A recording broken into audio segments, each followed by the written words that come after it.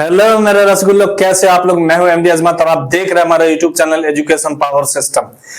तो मेरे चैनल पर अगर आप नए हैं तो प्लीज मेरे चैनल को सब्सक्राइब कर लें, लाइक कमेंट शेयर करना बिल्कुल ना भूलें, क्योंकि आज जबरदस्त टॉपिक स्टार्ट होने वाला है जो कि है क्लास 10th का ट्रिगोनोमेट्री बेसिक थ्योरी होने वाला है। पूरा एक्सरसाइज 8.1 से लेकर 8.4 तक की पूरी थ्योरी देने वाला हूं मैं, समझ गए ना। तो मेरे वीडियो को पूरा देखें, आप स्किप कर करके ना देखें, नहीं तो कुछ नहीं समझ पाएंगे। चलिए स्टार्ट करते हैं अपन ट्रिगोनोमेट्री।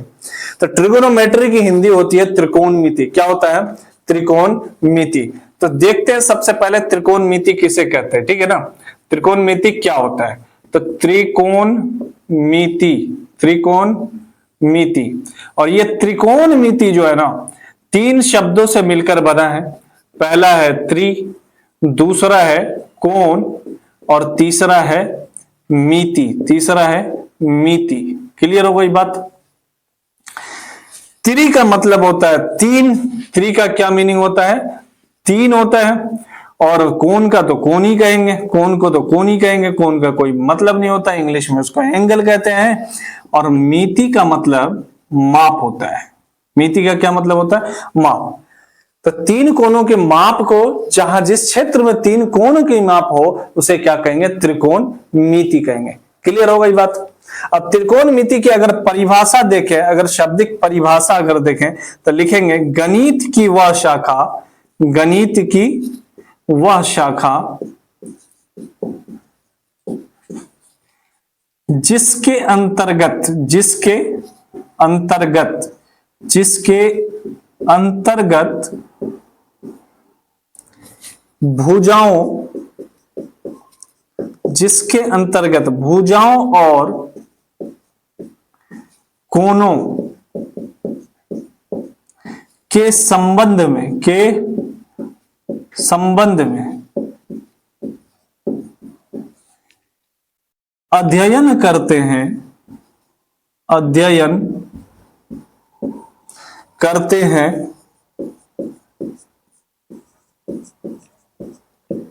उसे त्रिकोणमिति कहते हैं। उसे क्या कहते हैं?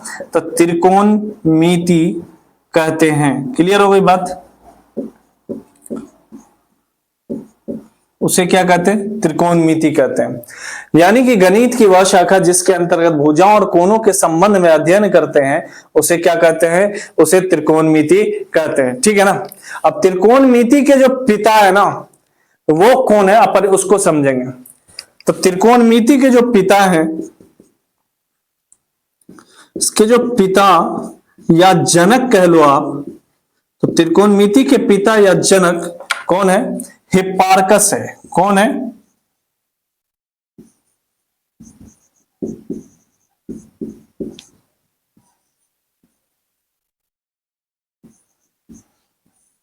हिप्पार्कस। कौन है? हिप्पार्कस। और हिप्पार्कस ने कितने ईस्वी में त्रिकोणमिति को दिया था? तो उसने 190 से 120, 190 से 120 ईसा पूर्व, क्या ईसा पूर्व में उसने क्या किया? त्रिकोणमिति को दिया था। ठीक है ना। अगर त्रिकोणमिति के शाब्दिक अर्थ की अगर मैं बात करूं, त्रिकोणमिति के शाब्दिक अर्थ की, तो इसका जो शाब्दिक अर्थ है ना, कौन सा अर्थ? शाब्दिक अर्थ। शाब्दिक अर्थ। तो त्रिकोणमिति का शाब्दिक अर्थ होता है त्रिभुज का मापन। त्रिभुज का मापन। जो शाब्दिक अर्थ होता है वो क्या होता है? त्रिभुज का मापन होता है। इतनी बात समझ में आ गई? ठीक है।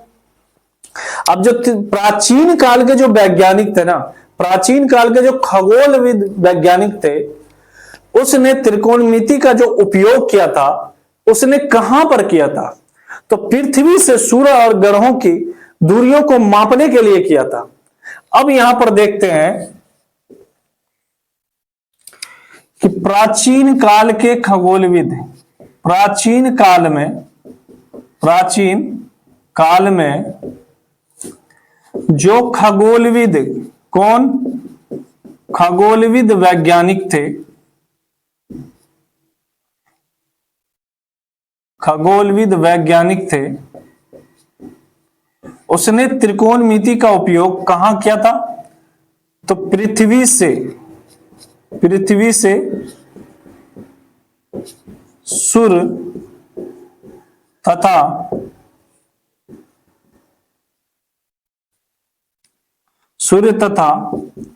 ग्रहों की दूरियां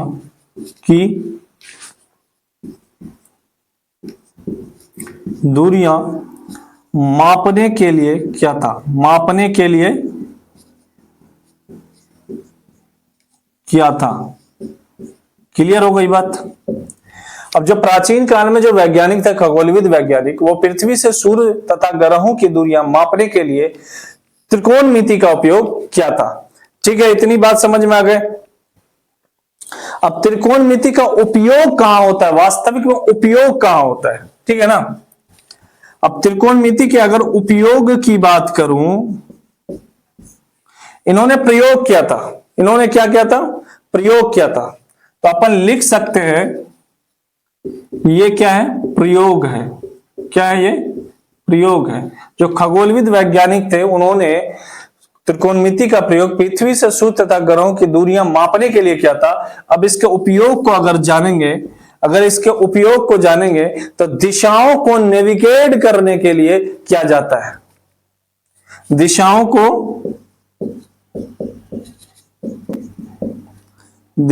को नेविगेट करने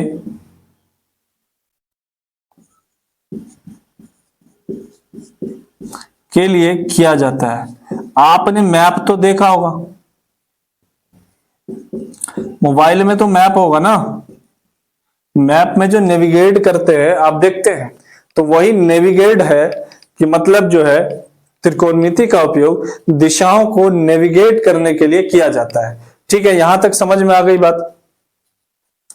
अब अपन समझेंगे कि त्रिकोणमिति 3 शब्दों से मिलकर बना और ट्रिगोनोमेट्री जो उसके इंग्लिश शब्द हैं, ये कहां से आया है? उन चीजों को अपन समझेंगे।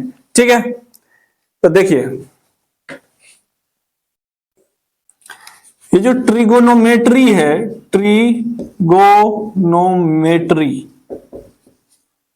ट्रिगोनोमेट्री भी 3 शब्दों से मिलकर बना है। एक है ट्राई, दूसरा है गोन, तीसरा है मेट्रोन। तीसरा क्या है? मेट्रोन। ठीक है ना। और ये तीनों के तीनों कौन सी भाषाएं हैं? तीनों के तीनों ग्रीक भाषाएं हैं। तीनों के तीनों कौन सी भाषाएं हैं? ये तीनों के तीनों ग्रीक भाषाएं। क्या है? ग्रीक भाषा। ग्रीक भाषा के 3 शब्द से मिलकर ये बना है ट्रिगोनोमेट्री। ठीक है ना। अब ट्राई का क्या मीनिंग है? तो ट्राई का मतलब होता है 3। ट्राई का क्या मतलब होता है? 3। गोन का मतलब होता है भुजा। क्या मतलब होता है? भुजा। और मेट्रोन का मतलब होता है माप। मेट्रोन का क्या मतलब होता है? माप। ठीक है ना। मेट्रोन का क्या मतलब होता है? माप। तो 3 भुजाओं के माप को या 3 कोनों के माप को क्या कहते हैं? त्रिकोणमिति कहा जाता है। इसकी परिभाषा मैंने आपको दे ही दिया है। ठीक है ना। इसके जनक को बता ही दिया कि हिप्पार्कस ने 190 से 120 ईसा पूर्व त्रिकोणमिति को दिया था। ठीक है ना। इसका शाब्दिक अर्थ भी अपन समझ गए हैं कि त्रिभुज का मापन होता है। क्लियर हो गई बात। अब इसका प्रयोग कहां होता है त्रिकोणमिति का? प्राचीन काल में खगोलविद वैज्ञानिक जो थे पृथ्वी से सूर्य तथा ग्रहों की दूरियां मापने के लिए किया था। ठीक है ना। अब उसका उपयोग कहां? तो दिशाओं को नेविगेट करने के लिए किया जाता है। ठीक है ना। अब ये जो त्रिकोणमिति का जो इंग्लिश शब्द है ट्रिगोनोमेट्री, या कोई कहते हैं ट्राइगोनोमेट्री, तो ट्राई प्लस गोन प्लस मेट्रोन, ये 3 ग्रीक शब्दों से मिलकर ये ट्रिगोनोमेट्री बना है, जिनका मतलब होता है ट्राई का मतलब होता है 3, गोन का मतलब भुजा और मेट्रोन का मतलब होता है माप। तो 3 भुजाओं के माप को क्या कहते हैं? त्रिकोणमिति कहते हैं। क्लियर हो गई सारे बच्चों को? चलिए आप स्क्रीनशॉट ले लीजिए या फिर इसको नोट डाउन कर लीजिए। ठीक है। अब देखिए त्रिकोणमिति से हमें कहां कहां मदद मिलती है, किन किन चीजों को करने में मदद मिलती है। ठीक है ना। त्रिकोणमिति से हमें किन किन चीजों को कहां कहां क्या करने में मदद मिलती है, उन चीजों को देखेंगे। ठीक है, तो वस्तुओं के कोण और दूरी को खोजने में मदद मिलती है। तो हमें मदद कहां मिलती है? अगर अपन मदद की बात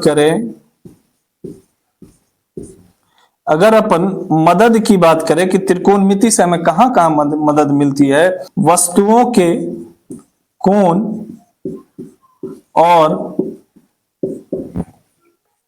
भुजाओं को खोजने में, दूरी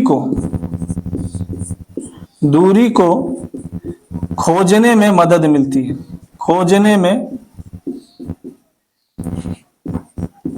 मदद मिलती है। क्लियर हो गई बात? हमें त्रिकोणमिति से कहां मदद मिलती है, त्रिकोणमिति हमें किन चीजों में मदद करती है?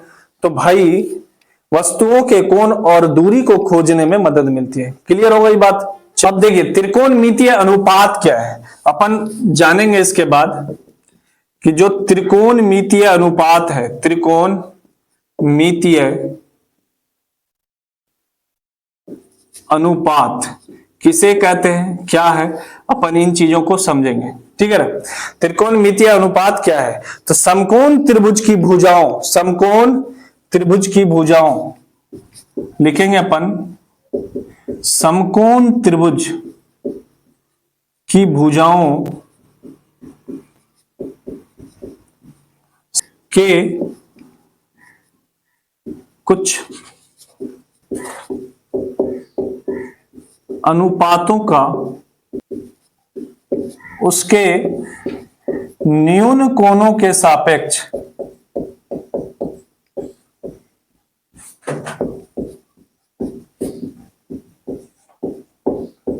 अध्ययन कोणों के त्रिकोणमितीय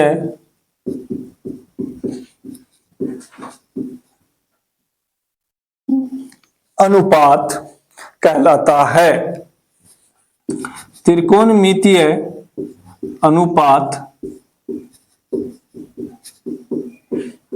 कहलाता है।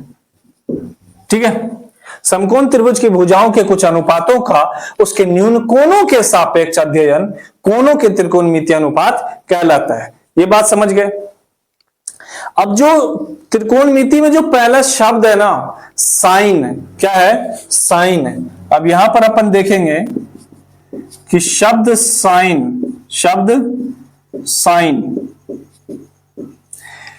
इसका पहला प्रयोग जो है ना आर्यभट्ट ने किया था, और कहां किया था वो भी देखेंगे अपन। तो त्रिकोणमिति में शब्द साइन का सबसे पहला प्रयोग,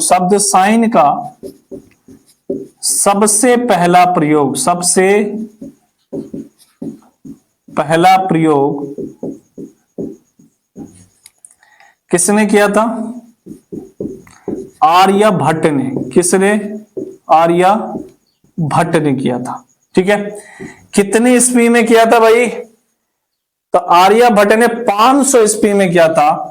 कितने ईस्वी में? 500 ईस्वी। आर्यभट्ट ने 500 ईस्वी में किया था। किस किताब में किया था उसने? तो लिखित पुस्तक आर्यभट्टियन में। लिखित पुस्तक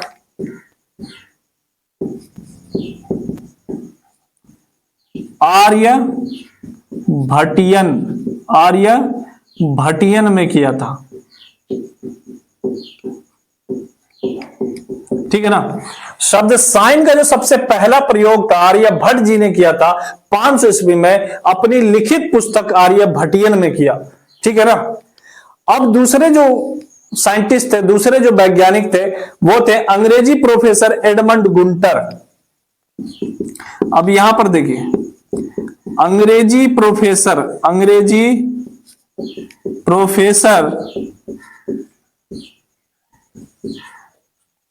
एडमंड गुंटर। अब एडमंड गुंटर साहब ने 1581 से 1626, 1581 से 1626 में सबसे पहले संक्षिप्त रूप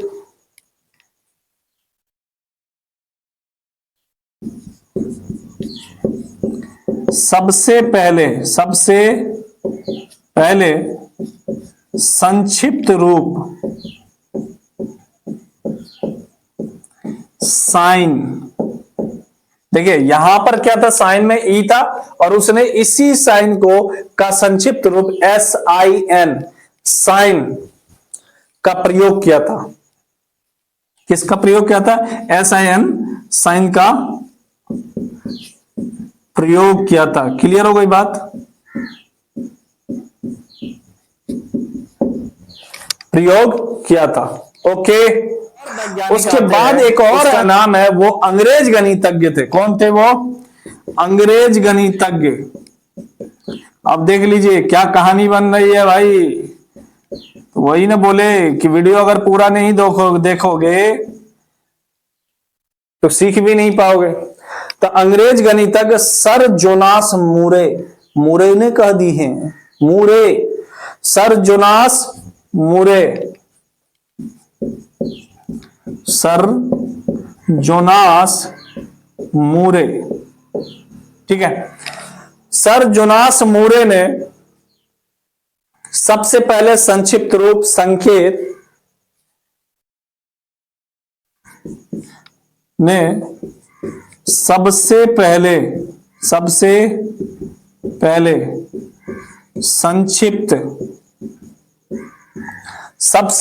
संक्षिप्त संकेत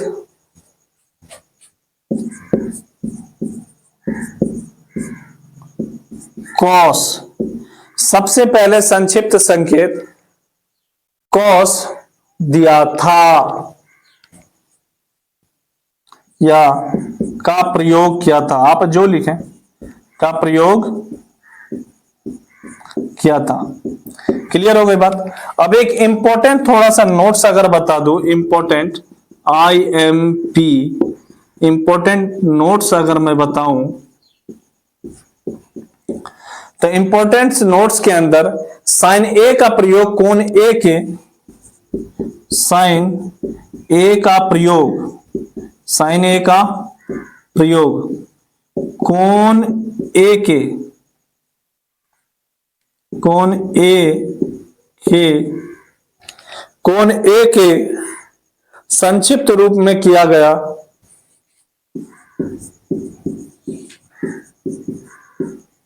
संक्षिप्त रूप में किया गया,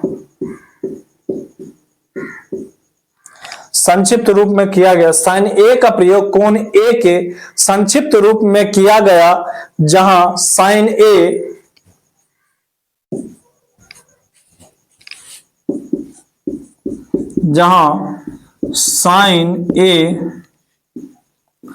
साइन और ए का गुणनफल रूप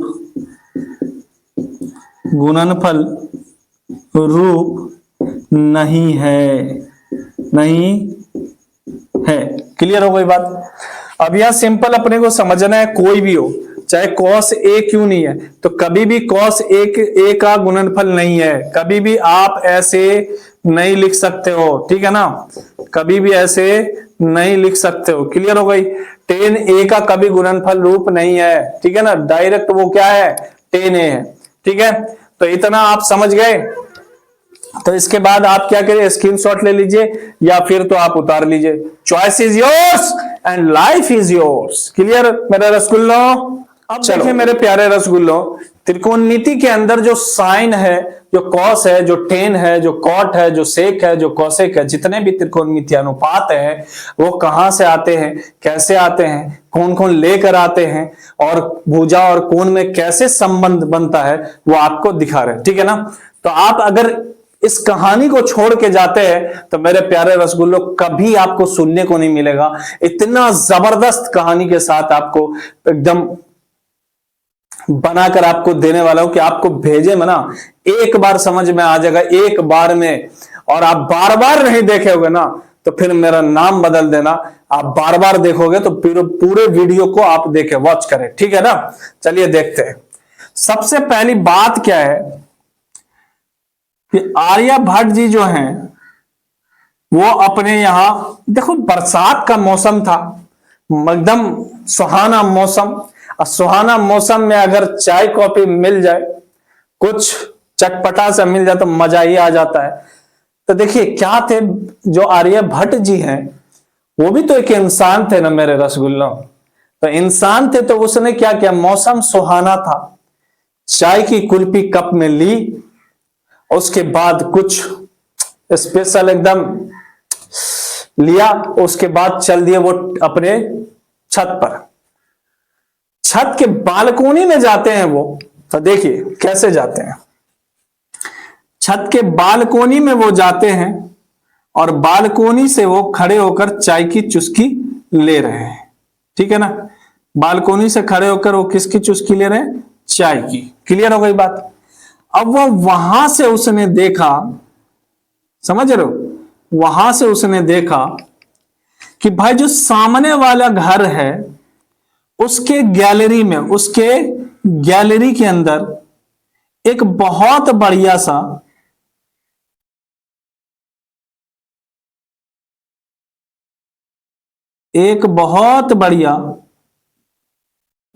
क्या है, एक फूल का पौधा है। क्या है, फूल का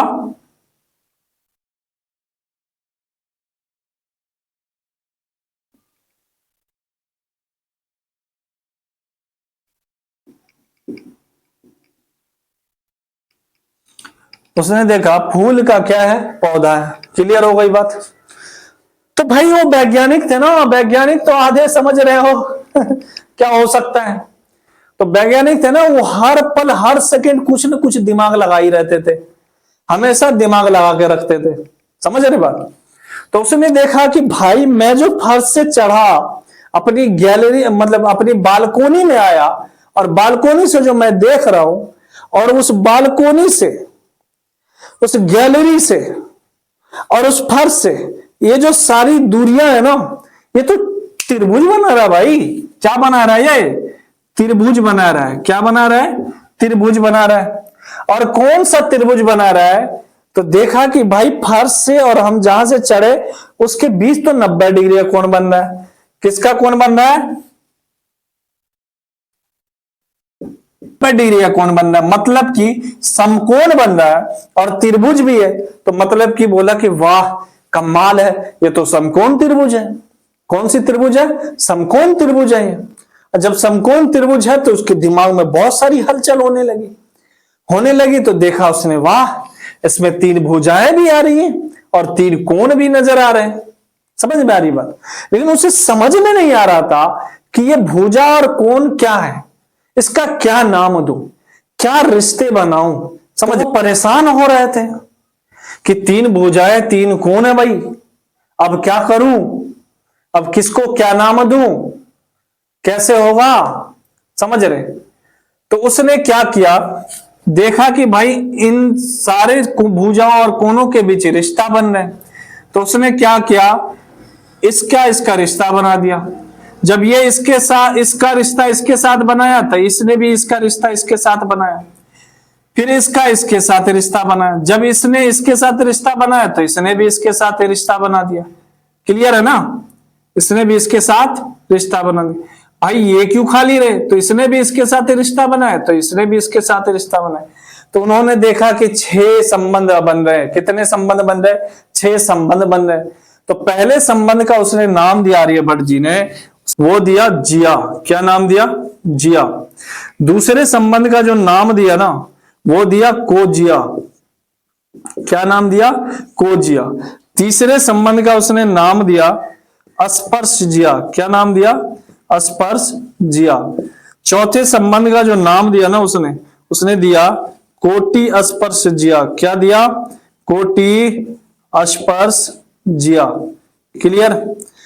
पांचवें संबंध का जो नाम दिया ना उसने दिया व्यू को जिया। क्या नाम दिया, व्यू को जिया। ठीक है ना।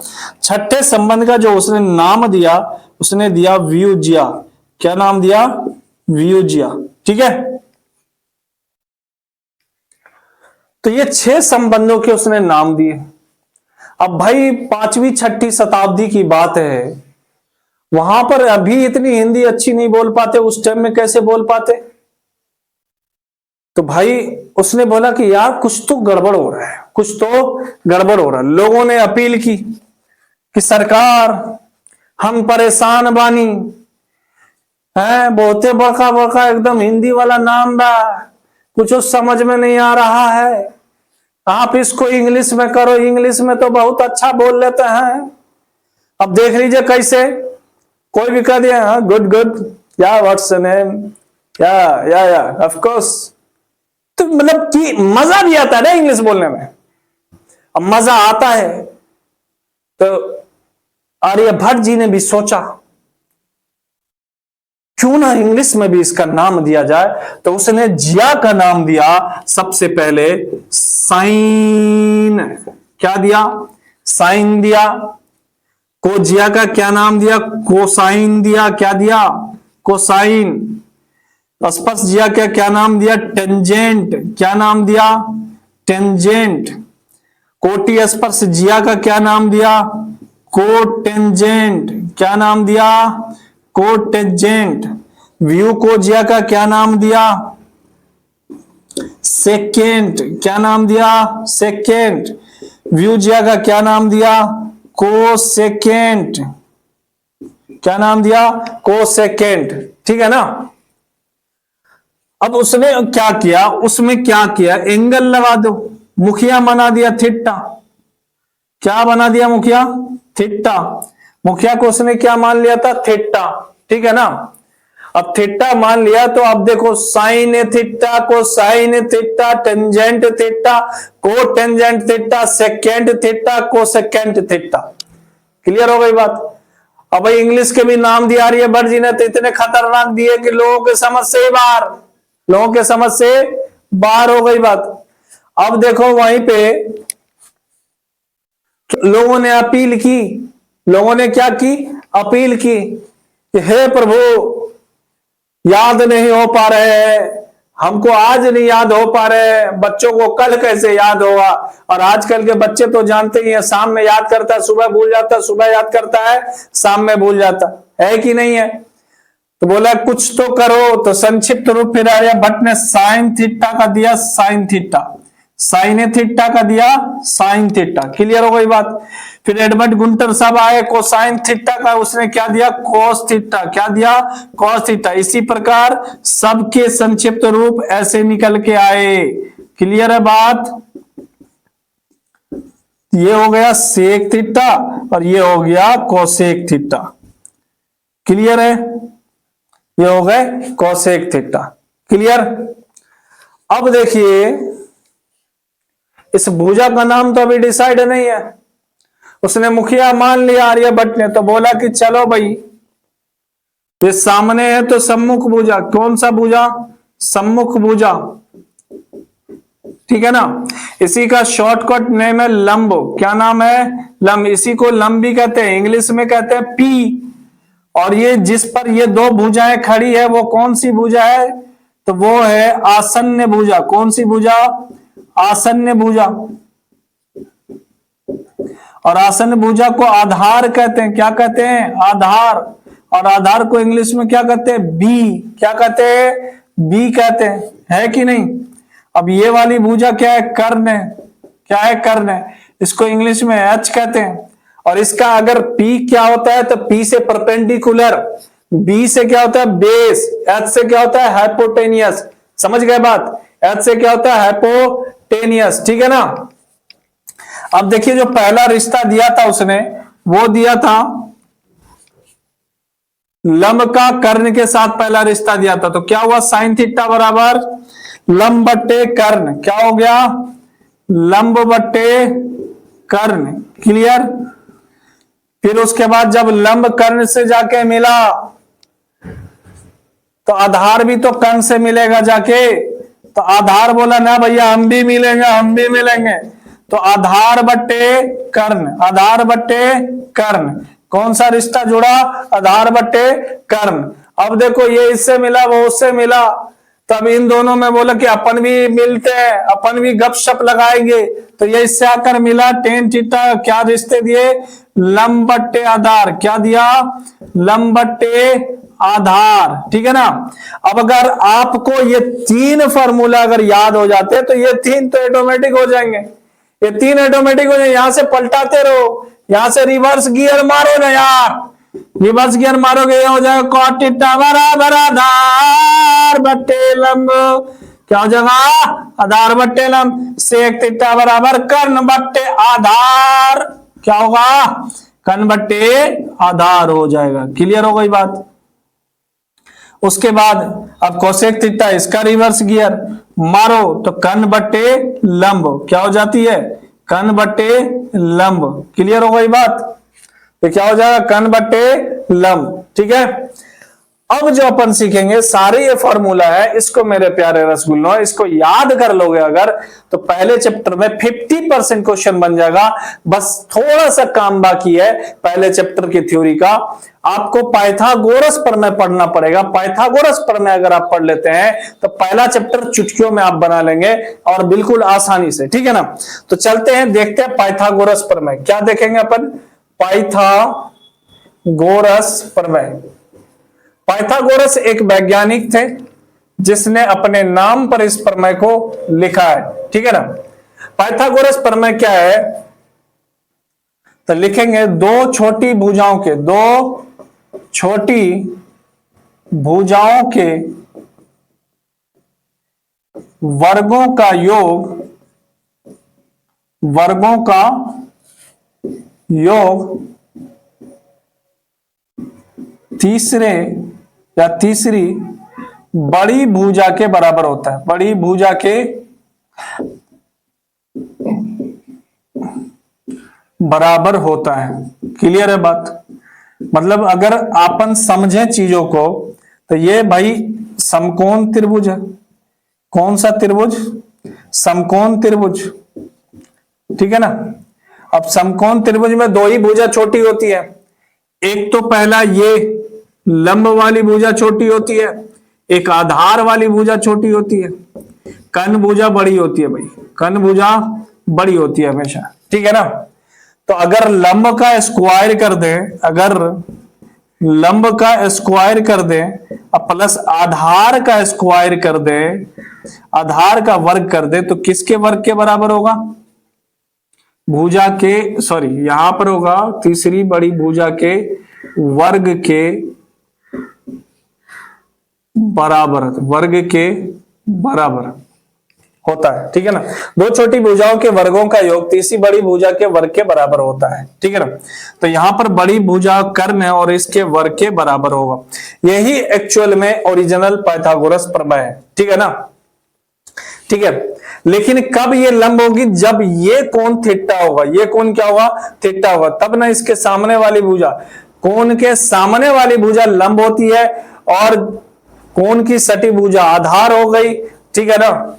लंब भुजा जिस भुजा पर खड़ी होगी वो आधार होगी और आधार के सामने वाली भुजा कर्ण होती है, या लंब के सामने वाली भुजा कर्ण होती है। ऐसा बिल्कुल नहीं सोचेंगे, समकोण के सामने वाली भुजा कर्ण होती है, ये अपन समझेंगे। बच्चे बहुत मिस्टेक करते हैं कि आधार और लंब के सामने वाली भुजा होती है, लेकिन ओरिजिनल थ्योरी क्या है कि समकोण के सामने वाली भुजा कर्ण होती है, ठीक है ना।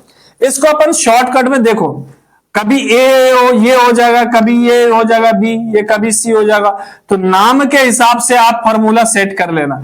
अभी ए और लंब क्या है, ए बी भुजा, तो अपन शॉर्ट में लिखेंगे ए बी इसका होल स्क्वायर, और ये आधार की कौन सी भुजा, बी से शुरू हुआ सी पर खत्म, तो बी सी भुजा, तो बी सी का होल स्क्वायर।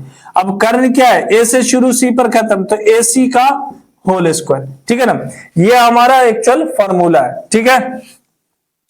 अब देखो यहीं से अगर मैं लंब को उधर करूं तो क्या हो जाएगा, आधार का स्क्वायर बराबर कर्ण का स्क्वायर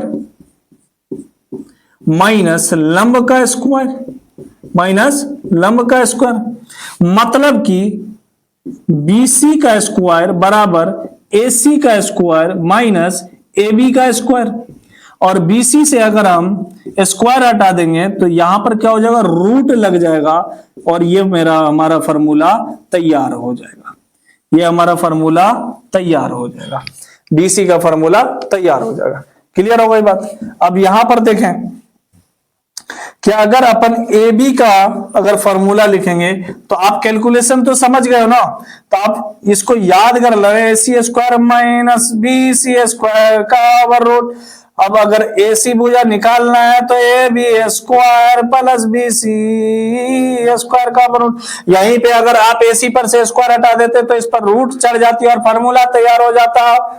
ये है पाइथागोरस प्रमेय। ये अब अपन समझेंगे भुजाओं की पहचान, भुजाओं की पहचान। क्या समझेंगे, भुजाओं की पहचान। क्लियर हो गई बात।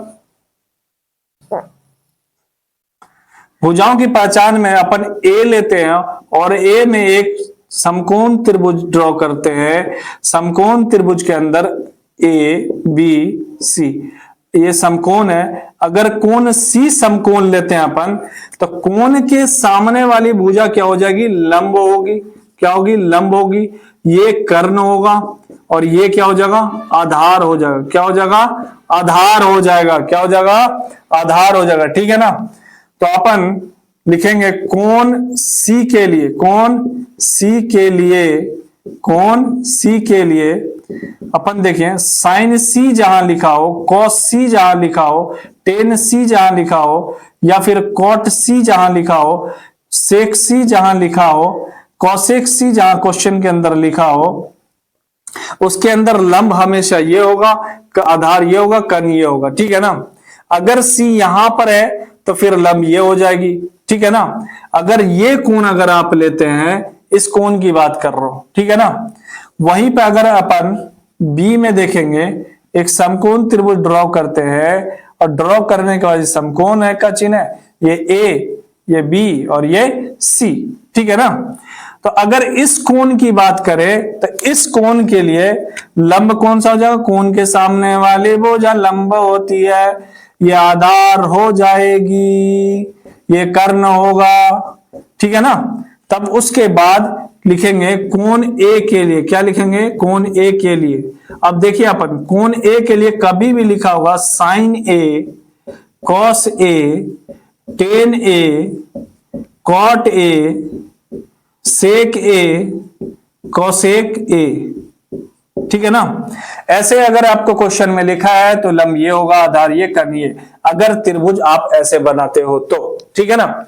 और अगर थीटा के लिए देखना है, किसके लिए, थीटा के लिए सी में अपन देखेंगे तो थीटा के लिए एक समकोण त्रिभुज ड्रॉ करेंगे और फिर देखें ये समकोण का चिन्ह। थीटा कहीं भी फिट कर सकते हो, यहां फिट करो या यहां फिट करो, चॉइस इज योर्स। थीटा के लिए हमेशा हमेशा लंब यही होगा, आधार ये होंगे और कर्ण ये होगा। ठीक है ना। तो आपको लिखा होगा, सिंपल सी बात है, आपको लिखा होगा साइन थीटा क्वेश्चन के अंदर, cos theta, tan theta, cot theta, sec theta, cosec theta. ठीक है ना। इस प्रकार लिखा हो तो लंब, आधार और कर्ण ऐसे ही होते हैं। ठीक है ना। अब देखें अपन यहां पे कुछ इंपॉर्टेंट पॉइंट नोट कर लेंगे। आप तीनों स्थिति में देखें, तीनों स्थिति में लंब और आधार बदल रहे हैं, कर्ण कभी नहीं बदल रहे। बदल रहा है क्या, तो लिखेंगे कोण के बदलने पर, किसके, कोण के, कोण के बदलने पर, कोण के बदलने पर लंब तथा आधार बदलते हैं, आधार बदलते हैं।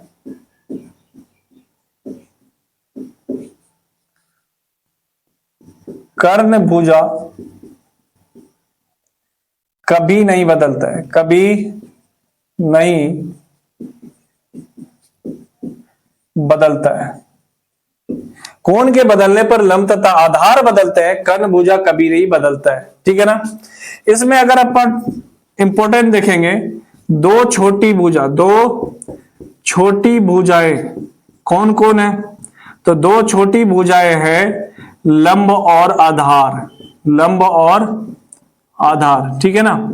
कर्ण तो भैया बड़ा भुजा है, कर्ण कौन सी भुजा है, बड़ा भुजा। ठीक है ना, ये अपन समझ गए। उसके बाद त्रिभुज के अंतः कोणों का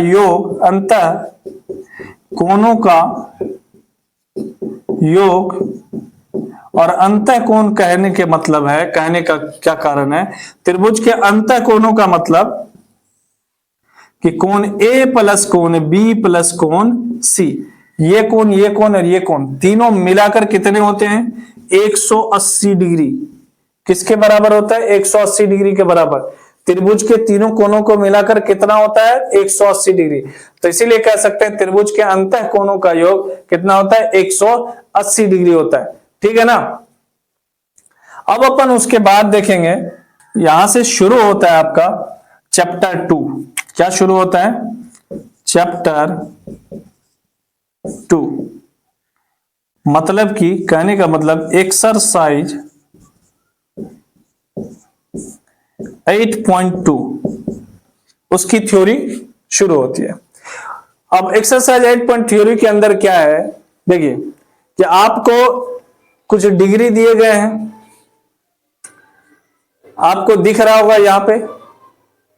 इस मान सारणी को आप याद कर लीजिएगा, पूरे के पूरे मान सारणी है, इसको याद कर लेंगे आप। ठीक है ना। और याद करके आप क्वेश्चन को सॉल्व करेंगे। ठीक है।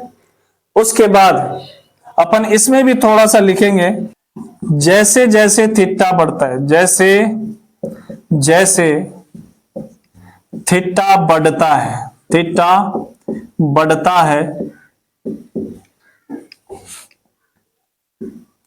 साइन थीटा का मान क्या होता है, बढ़ता है। साइन थीटा का मान क्या होता है, बढ़ता है। अब जैसे जैसे थीटा बढ़ता है साइन थीटा का मान बढ़ता है, लेकिन कॉस थीटा का मान क्या होता है, घटता है। कॉस थीटा का मान घटता है। अगर थीटा बढ़ा तो कॉस थीटा का मान क्या होगा, घटेगा, है ना। और उसके बाद किस किस का मान बढ़ता है, तो यहां पर देखिए टेन थीटा का मान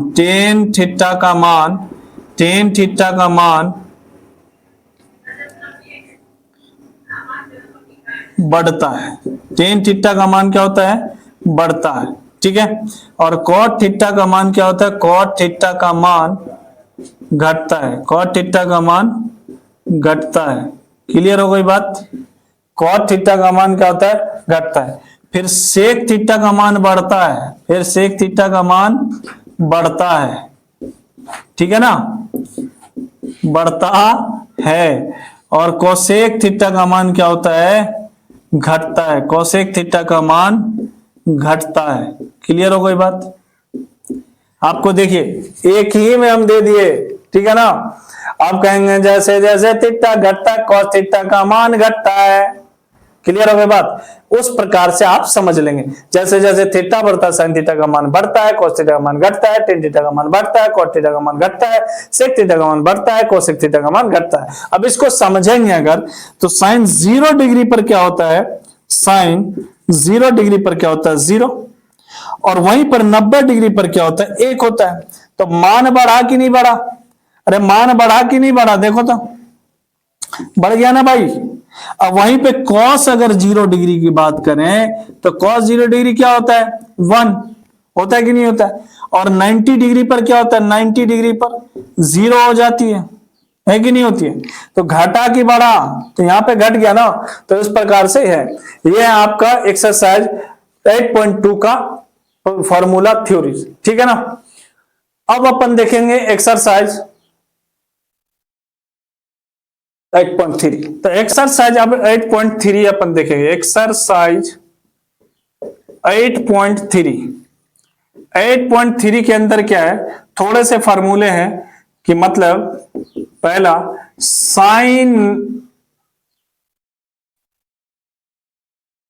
पहला साइन थीटा, क्या है साइन थीटा कितना होता है cos 90 minus theta, cos 90 minus theta. दूसरा क्या होगा फिर cos थीटा बराबर सर क्या हो गया, तो cos थीटा बराबर साइन 90 डिग्री माइनस थीटा, ठीक है ना।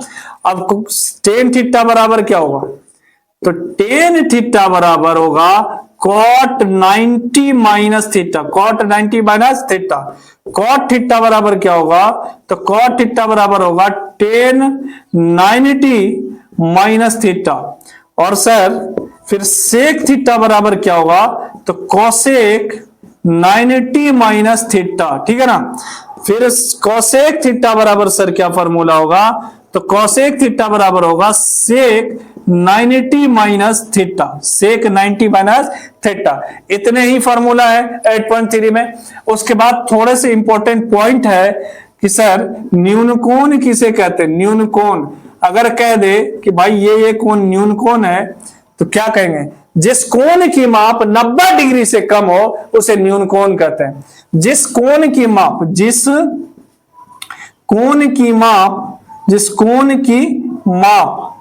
90 डिग्री से कम हो, 90 डिग्री से कम हो उसे न्यून कोण कहते हैं। उसे क्या कहते हैं, न्यून कोण कहते हैं, ठीक है ना। उसके बाद समकोण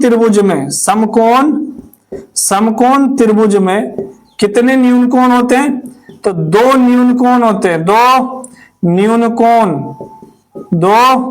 न्यून कोण होते हैं। और कितने समकोण, तो एक समकोण होता है, एक समकोण, दो न्यून कोण और एक समकोण होता है, ठीक है ना।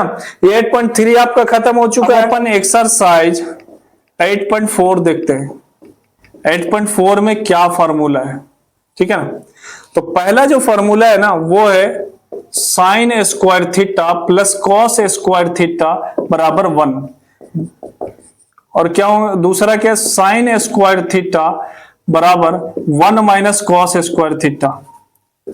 तीसरा साइन थीटा बराबर फिर क्या होगा, under root 1 minus cos square theta.